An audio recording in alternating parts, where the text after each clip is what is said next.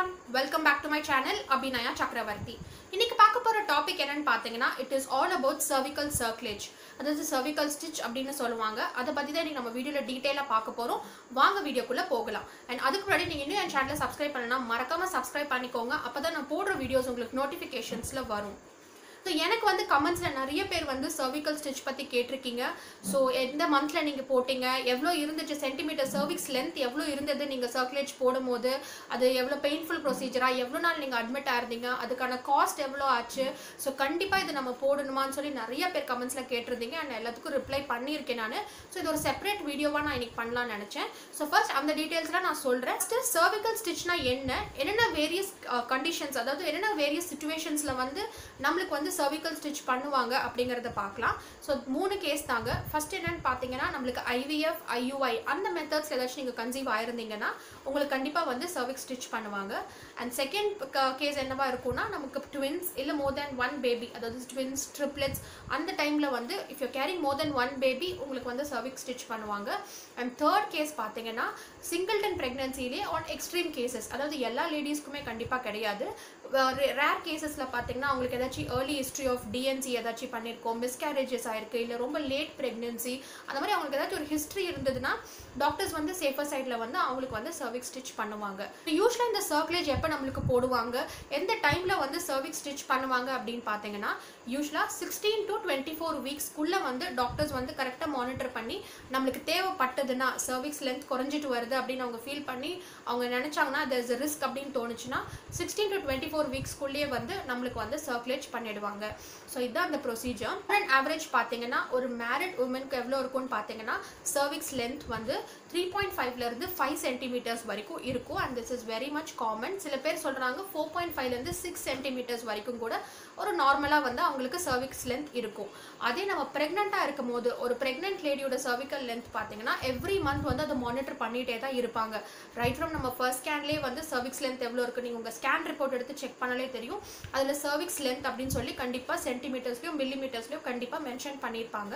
So அது நீங்கள் பார்த்தீங்கன்னா தெரியும் அது ஸ்டேபிளாக ஒரு லிமிட்டில் இருக்கணும். ஸோ அந்த டைமில் பார்த்தீங்கன்னா நல்ல ஒரு 3 to 3.5 சென்டிமீட்டர்ஸ் வரைக்கும் இருக்கிறது நார்மல்னு எனக்கு சொல்லியிருந்தாங்க.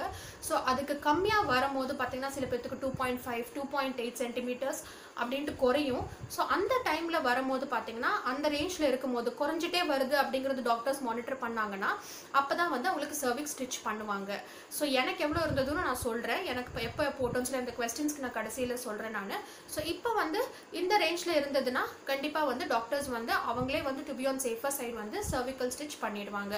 ஸோ இது எப்படி பண்ணுவாங்கன்னா இந்த மவுத் ஆஃப் த யூட்ரஸ், அதாவது கருப்பை வாய் அப்படின்னு சொல்லுவாங்க, மவுத் ஆஃப் த யூட்ரஸை தான் வந்து ஸ்டிச் பண்ணுவாங்க. எனக்கு டாக்டர் வந்து கிளியரா எப்படின்னா அந்த யூட்ரஸ் இதே வரைஞ்சி காமிச்சு அந்த டிப்பை வந்து ஒரு நம்ம சுருக்கு பை, அந்த காலத்து பாட்டிங்க சுருக்கு பை எப்படி நம்ம ஒரு முடிச்சு போட்டு வச்சிடுறோம் அந்த மாதிரி தான் நம்ம பண்ணுவோம்னு சொல்லி எனக்கு வரைஞ்சே காமிச்சு எக்ஸ்பிளைன் பண்ணாங்க. ஸோ அதே தாங்க நம்ம வந்து டிப் ஆஃப் த யூட்ரஸை வந்து அவங்க வந்து ஒரு முடிச்சு போட்டு வச்சிடுவாங்க. ஸோ இது என்ன ரீசனுக்காகன்னு பார்த்தீங்கன்னா அம்மா வந்து ப்ரீடம் ரொம்ப ஏர்லி லேபருக்குள்ள போகாமல் இருக்கிறது. ஏன்னா அவங்களுக்கு cervix length வந்து ரொம்ப கம்மியாக இருக்கு, குறைஞ்சிட்டே வருது. ஸோ பேபி growth அடையும் போது மந்த்ஸ் ஆகும் போது there are chances சீக்கிரமே குழந்தை வந்து வெளியே வரதுக்கு. ஸோ இது வந்து எக்ஸ்ட்ரீம் கேஸில் பார்த்தீங்கன்னா சில டைம் குழந்தைங்க வந்து ஃபேட்டலாக கூட இருக்கலாம். அதனால தான் அவங்க என்ன சொல்கிறதுனா ஒன்று மிஸ்கேரேஜ் ஆகும், இல்லை ரொம்ப ஃபேட்டலாக கூட சில டைம் வந்து ரொம்ப முடிஞ்சிடும். அதனால டாக்டர்ஸ் வந்து அவங்க வந்து இதை போட்டு வச்சுடுவாங்க. இப்போ நம்ம cervical stitch நம்ம போட்டிருக்கோம், நம்ம சர்க்குலேஜ் பண்ணதுக்கப்புறம் நம்ம மனசில் ரெப்பிட்டேட்டிவாக நிறைய டவுட்ஸ் வரும். என்கிட்ட அதான் நீங்கள் கமெண்ட்ஸ்லையும் கேட்டிருந்தீங்க. ஸோ அதான் நான் குயிக்காக ஒன்றுனா நான் ரிப்ளை பண்ணலான்னு இருக்கேன். அண்ட் நானும் கொஸ்டின்ஸாக இதுதான் நான் டாக்டர்கிட்டையும் நான் கேட்டிருந்தேன். ஸோ ஃபர்ஸ்ட் திங் நம்மளுக்கு மைண்டுக்கு வருது, ஓகே நம்ம இப்போ சர்க்குலேஜ் நம்ம போட்டாச்சு, இப்போ நமக்கு வந்து வர ஃபர்ஸ்ட் டவுட் வந்து குழந்தைய வந்து இது எந்த வகையிலாச்சும் பாதிக்குமா, நம்ம சர்க்குலேஜ் பண்ணியிருக்கோம், ஸ்டிச் போட்டிருக்கோம், ஸோ பேபியோட க்ரோத் ஆகட்டும் இல்லை ஏதாச்சும் வந்து அவங்க மூமெண்ட்ஸ் ஆகட்டும் ஏதாச்சும் இது பாதிக்குமா அப்படின்னு நம்ம கேட்டால் கண்டிப்பாக இல்லை. நான் இதே தான் நான் டாக்டர் கிட்ட கேட்டேன். அவங்க சொன்னது நத்திங், அது வந்து பேபியோட க்ரோத்துக்கோ அவங்க மூமெண்ட்ஸ்க்கோ எதுக்குமே இது சம்மந்தமே கிடையாது. நம்ம வந்து சேஃபர் சைடு வந்து ப்ரீடம் ஆகாமல் இருக்கிறதுக்காக நம்ம வந்து அந்த கர்ப்பப்பை வாயை வந்து நம்ம ஸ்டிச் பண்ணியிருக்கோம். நம்ம நாட் போட்டதே வந்து டிப் ஆஃப் த யூட்ரஸ் தான். It's nothing to do with baby growth அப்படின்னு சொல்லி சொன்னாங்க. ஸோ அதான் ஃபர்ஸ்ட் திங். அண்ட் அடுத்தது என்னன்னா நான் எப்படி சாப்பிடலாம், இப்போ நான் cervix stitch நான் பண்ணியிருக்கேன், என்னோட டயட் எப்படி இருக்கும், நான் என்னெல்லாம் ஃபுட் இன்டேக் எடுக்கலாம் அப்படின்னு சொல்லி டவுட் இருந்தது. ஸோ அதுக்கு அவங்க சொன்னது வந்து நீங்கள் நல்லா எல்லாமே ஹெல்த்தியாக சாப்பிடுங்க, டேக் ஆல் ஹெல்த்தி ஃபுட். ஆனால் ஒரே விஷயம் என்னென்னா ரொம்ப இந்த ஃப்ரைட் ஐட்டம்ஸ், ஏன்னா நம்ம யூஸ்வலாகவே வந்து cervix stitch நம்ம போடும்போது எனக்கு டாக்டர் சொன்ன ஒரே அட்வைஸ் வந்து நீங்கள் ரெஸ்ட்டில் இருங்க. ஸோ அதுவும் almost when we are carrying twins, doctor சொன்ன ஒரே விஷயம் நீங்கள் ரெஸ்ட்டில் இருங்க அப்படின்னு சொல்லியிருந்தாங்க. ஸோ நம்ம இப்போ ரெஸ்ட்டில் இருக்கும்போது நம்ம ஆல்மோஸ்ட் ஐடியலாக இருப்போம். ஃபிசிக்கலி எந்த ஆக்டிவிட்டீஸும் நம்ம பண்ணுறது கிடையாது. அப்போ நம்ம ரொம்ப ஹெவியாக ஃப்ரைட் ஐட்டம்ஸ், ஜங்க் இல்லை நான் ஹெல்த்தி ஐட்டம்ஸ் இல்லை அந்த மாதிரி நம்ம சாப்பிட்டோன்னா பவுல் மூமெண்ட்ஸ் வந்து கஷ்டம், டைஜஷன் ரொம்ப கஷ்டம். ஸோ இதனால வந்து நம்மளுக்கு கான்ஸ்டிபேஷன் ப்ராப்ளம் எல்லாம் வரதுக்கு ரொம்ப அதிக சான்சஸ் இருக்குது. ஸோ டாக்டர் சொன்னது அதுதான், நல்லா பிளாண்ட் ஆகிட்டு எடுத்துக்கோங்க, ஹெல்த்தியாக சாப்பிடுங்க, ஆனால் பவுல் மூமெண்ட்ஸ் ஈஸி பண்ணுற மாதிரி இருக்கட்டும் அப்படின்னு சொன்னாங்க. ஸோ அது ஒரு மெயின் விஷயம் நீங்கள் பார்த்துக்கோங்க. கான்ஸ்டிபேட் ஆகாமல் பார்த்துக்கோங்க. ஏன்னா அது என்னென்னா இன்ட்ரா அப்டமினல் ப்ரெஷர் அப்படின்னு சொல்லுவாங்க. அதாவது நம்ம ஸ்டிச்சஸ்க்கு வந்து ப்ரெஷர் கொடுக்குற மாதிரி எந்த ஒரு விஷயமும் நீங்கள் பண்ணாதீங்க. ஸோ மெயின் டோன்ட்டே இதுதான், இந்த ப்ரெஷர் கொடுக்குற மாதிரி எதுவுமே நீங்கள் அதை டிஸ்டர்பே பண்ணாதீங்க. ஸோ கான்ஸ்டிபேட் ஆகாமல் பார்த்துக்கோங்க. நிறைய ஃப்ரூட்ஸ், வெஜிடபிள்ஸ், நிறைய சூப் அந்த மாதிரி வெரைட்டிஸ் நிறைய சேர்த்திக்கோங்க. அண்ட் இன்னொன்று வந்து காஃப் வராமல் பார்த்துக்கோங்க. எனக்கு டாக்டர் சொன்ன ஃபர்ஸ்ட் ரீசனே இதுதான், காஃப் வராமல் பார்த்துக்கணும். ஸ்டிச்சை வந்து எந்த வகையிலும் நம்ம ப்ரெஷரைஸ் பண்ணாமல் பார்க்கணும். ஸோ காஃப் வர மாதிரி அறிகுறி இருந்துச்சுன்னா ஈஸியாக உங்கள் த்ரோட்டை வந்து நல்லாவே நீங்கள் வந்து ஈஸினாக வச்சுக்கோங்க. அப்படியும் ரொம்ப அதிகமாக இருந்துச்சுன்னா இமீடியட்டாக நீங்கள் டாக்டர் அட்வைஸ் எடுத்துக்கோங்க. ஸோ காஃப் அண்ட் கான்ஸ்டிபேஷன் இல்லாமல் நீங்கள் பார்த்துக்கோங்க. அது ரெண்டும் இல்லாமல் இருந்தாலே ஸ்டிச்சஸ் வந்து டிஸ்டர்ப் ஆகாது. இன்னொரு டவுட் நம்மளுக்கு என்ன வரும்னா, நான் வந்து பெட் ரெஸ்ட்லேயே இருக்கணுமா நான் சர்விக்ஸ் ஸ்டிச் பண்ணதுக்கப்புறம்? ஏன்னா நம்மளுக்கு வந்து ஒரு 3rd 4th மந்த்லேயே நம்மளுக்கு சர்விக்ஸ் ஸ்டிச் பண்ணிடுவாங்க. ஸோ அப்போதுலேருந்து நம்ம வந்து பெட் ரெஸ்ட்டில் இருக்கணுமா அப்படின்னா அது நம்மளோட ஹெல்த்தை பொறுத்து, நம்மளோட ப்ரீவியஸ் ஹிஸ்ட்ரியை பொறுத்து தாங்க. ஸோ உங்களுக்கு எப்படி உங்கள் டாக்டர், உங்கள் கைனகாலஜிஸ்ட் எப்படி அட்வைஸ் பண்ணியிருக்காங்களோ அதை பொறுத்து நீங்கள் இருக்கலாம். சில பேர்த்துக்கு வந்து சொல்லுவாங்க நீங்கள் மைல்டாக ஆக்டிவாக இருக்கலாம், ரொம்ப ஐடலாக இருக்காதீங்கன்னு. பட் சில பேர்த்துக்கு வந்து அவங்க ஹிஸ்ட்ரியை பேஸ் பண்ணி இல்லை கம்ப்ளீட் பெட் ரெஸ்ட்டில் இருங்கன்னு சொல்லுவாங்க. ஸோ அது வந்து நீங்கள் உங்கள் டாக்டர் வந்து உங்கள் ஹிஸ்ட்ரியை பேஸ் பண்ணி என்ன அட்வைஸ் கொடுக்குறாங்களோ அதை நீங்கள் ஃபாலோ பண்ணுங்கள்.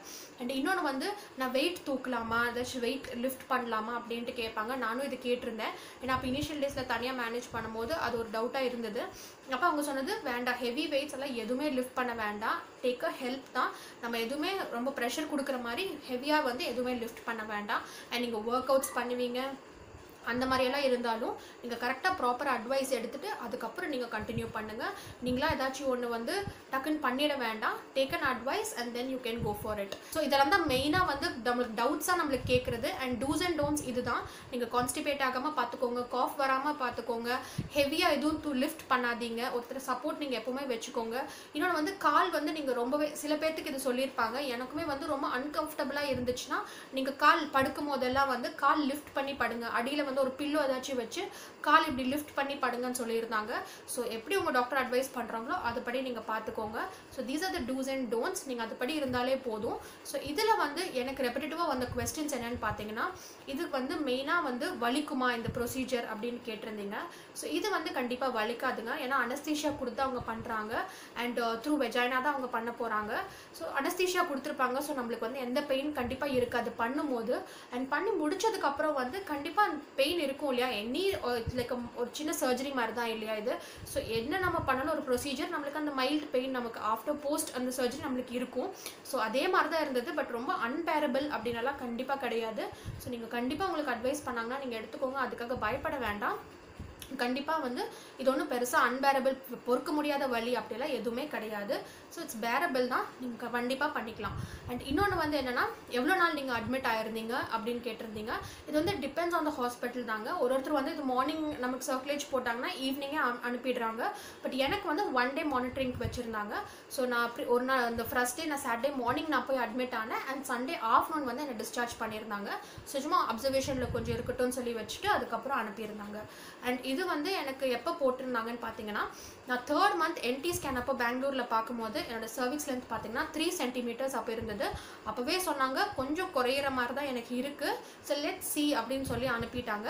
அதுக்கப்புறம் இந்த அனாமலி ஸ்கேனுக்கு முன்னாடி எனக்கு திருப்பி வர சொல்லியிருந்தாங்க. ஸோ ஜஸ்ட் மானிட்டர், இந்த சர்விக்ஸ் லென்த்தை மட்டும் நம்ம செக் பண்ணலான்னு சொல்லி ஒரு ஸ்கேனுக்கு வர சொன்னாங்க.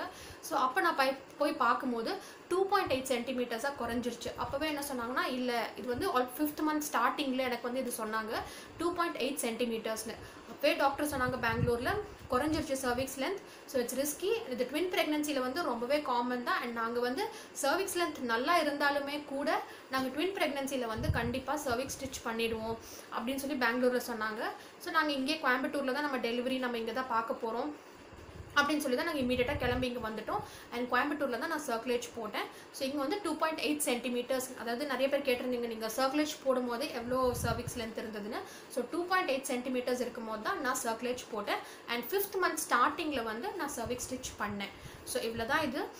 இது ரெப்பரேட்டிவாக கேட்குறது வலிக்குமா என்னதுன்னு, கண்டிப்பாக வலி இருக்காதுங்க. அதுக்கப்புறம் உங்களுக்கு இந்த மைல்டு பேக் பெயின் அந்த மாதிரி தான் இருக்கும். உங்களுக்கு அனஸ்தீஷியா கொடுத்து அவங்க பண்ணுவாங்க. ஸோ அப்போ எதுவுமே தெரியாது. அண்ட் அதுக்கப்புறமும் ஆன்டிபயோட்டிக்ஸ் எல்லாம் கொடுப்பாங்க. ஸோ இது ஒன்றும் பயப்படுறதுக்கு ஒன்றுமே இல்லை. ஸோ நீங்கள் கண்டிப்பாக உங்கள் டாக்டர் அட்வைஸ் பண்ணாங்கன்னா கண்டிப்பாக போட்டுக்கோங்க. ஏன்னா it's on the safer side தான், உங்களுக்கும் சரி குழந்தைக்கும் சரி. நம்ம சேஃபர் சைடு இருக்கிறது தான் நம்மளுக்கு சர்விக் ஸ்டிச் பண்ணுறாங்க. இதோட காஸ்ட் கேட்டிருந்தீங்க. இது வந்து பேக் இன் 2015 நான் பண்ணும்போது இட் வாஸ் அரௌண்ட் 25,000 வந்தது. எல்லாமே மெடிசன்ஸ், அந்த ஒரு நாள் அட்மிட் பண்ணது, ரூம் சார்ஜ் அதெல்லாம் சேர்த்து பார்த்தீங்கன்னா இட் கேம் அரௌண்ட் 25,000. ஆனால் இப்போ வந்து இட் வேரிஸ் இல்லையா. இதுக்கப்புறம் it's almost 6 years now. Hospital to hospital உங்களுக்கு வேரி ஆகும். ஸோ அதுவும் நிறைய பேர் காஸ்ட் கேட்டிருந்தீங்க, நான் கமெண்ட்ஸ்லேயும் சொல்லியிருந்தேன். ஸோ இதெல்லாம் தான் டவுட்ஸ் நீங்கள் சர்க்குலேஜ் கேட்டது. அண்ட் அதுக்கப்புறம் பார்த்தீங்கன்னா பெருசாக டிஸ்கம்ஃபர்ட் இருக்காதுங்க. மைல்டாக பேக் பெயின் இருக்கும். அண்ட் சில பேர்த்துக்கு வந்து ஒயிட் டிஸ்சார்ஜ் கூட ஆகும்னு சொல்லியிருந்தாங்க. பட் எனக்கு அந்த கம்ப்ளைண்ட் இல்லை. ஸோ இவ்வளோ தான் அந்த ஒரு காம்ப்ளெக்சிட்டிஸ். ஸோ எதுவுமே வந்து நம்ம சேஃபர் சைடுக்கு தான் இது. ஏன்னா ப்ரீடம் நம்ம போயிட்டோம்னா அது குழந்தைங்களுக்கு ரொம்ப கஷ்டம். சீக்கிரமே நம்ம ஏர்லி லேபருக்குள்ளே போயிட்டோம்னா அதுக்காக தான் இது போடுறாங்க. ஸோ உங்களுக்கு அட்வைஸ் பண்ணாங்கன்னா கண்டிப்பாக எந்த ஹெசிடேஷனும் இல்லாமல் நீங்கள் சர்விக்கல் ஸ்டிச் நீங்கள் போட்டுக்கலாம். அண்ட் இதெல்லாம் ஃபாலோ பண்ணாலே போதும். ஸோ இதெல்லாம் தான் எனக்கு கொடுத்த அட்வைஸ். நான் இதெல்லாம் தான் நான் ஃபாலோ பண்ணேன். ஸோ அண்ட் இன்னொன்று வந்து எப்போனா நான் இதுவும் தான் நான் கேட்டேன், எப்போ அதை ரிமூவ் பண்ணுவீங்கன்னு சொல்லி கேட்டிருந்தேன். ஸோ இப்போ நார்மல் டெலிவரி உங்களுக்கு அப்படின்னா அவங்க அந்த டைம் டாக்டர்ஸ்க்கு தெரியும் இல்லையா, உங்களுக்கு எப்போ அது டெலிவர் ஆக, எப்போ நீங்கள் லேபருக்குள்ளே போவீங்கன்னு. ஸோ அந்த டைமில் ஃபஸ்ட் அந்த நாட் ரிமூவ் பண்ணிடுவாங்க. அதுக்கப்புறம் நார்மல் டெலிவரி இல்லை சி செக்ஷன்னாலும் அவங்க வந்து அது எப்படி இருந்தாலும் சர்ஜரி தான், தே கோயிங் டு ஓப்பன். அப்போ நாட் எடுத்துட்டு அவங்க குழந்தைங்களை எடுத்துடுவாங்க. ஆக்சுவலாக நான் ரொம்ப சில்லியாக வந்து நான் குழந்தை பிறந்து ஆல்மோஸ்ட் ஒரு 2nd day 3rd day வந்து டாக்டர் சும்மா செக்அப் ரூம் வந்திருந்தமோ கேட்டேன், எனக்கு சர்விக்கல் ஸ்டிச் வந்து ரிமூவ் பண்ணிட்டீங்களான்னு. அப்போ டாக்டர் சொன்னாங்க அந்த ஸ்டிச் ரிமூவ் பண்ணிட்டு தான் நான் எடுத்தேன்னு சொல்லியிருந்தாங்க.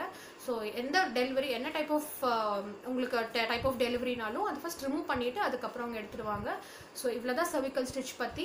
ஐ ஹோப் நான் எல்லா கொஸ்டின்ஸும் ஆன்சர் பண்ணியிருக்கேன்னு. எனக்கு கொடுத்த இன்ஃபர்மேஷன்லாம் சர்விக்கல் ஸ்டிச் பற்றி நான் போட்டும் போது இதான் கொடுத்துருந்தாங்க. ஸோ அதான் உங்ககிட்டயும் ஷேர் பண்ணலான்னு நினச்சேன். I hope this video was useful. உங்களுக்கு பிடிச்சிருந்ததுன்னா do like and subscribe my channel and thank you for வாட்சிங்.